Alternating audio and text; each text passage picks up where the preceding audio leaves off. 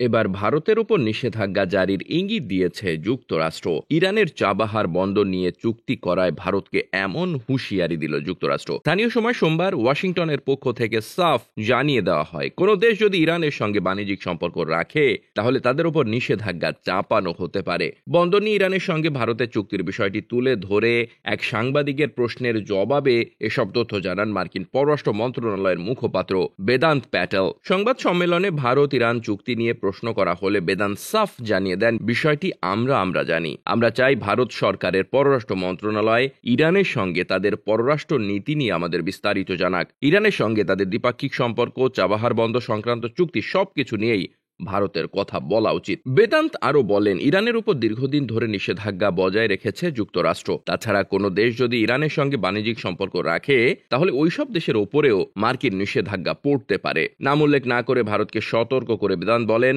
যারাই ইরানের সঙ্গে বাণিজ্যিক চুক্তি করবে তাদের মনে রাখা উচিত যে তারা নিজেরাই নিজেদের ওপর নিষেধাজ্ঞা পড়ার পথ খুলে দিচ্ছে। মধ্যপ্রাচ্যে বাণিজ্য পরিবহনের বিষয়ে গুরুত্বপূর্ণ পদক্ষেপ নিয়েছে ভারত। তারই অংশ হলো ইরানের সঙ্গে চাবাহার বন্দর চুক্তি।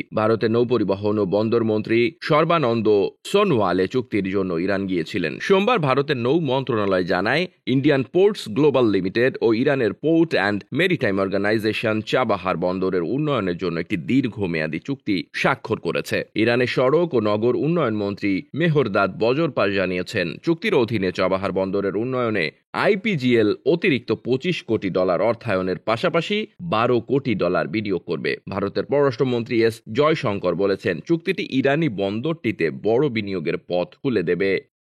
ডেস্ক রিপোর্ট, বার্তা বাজার।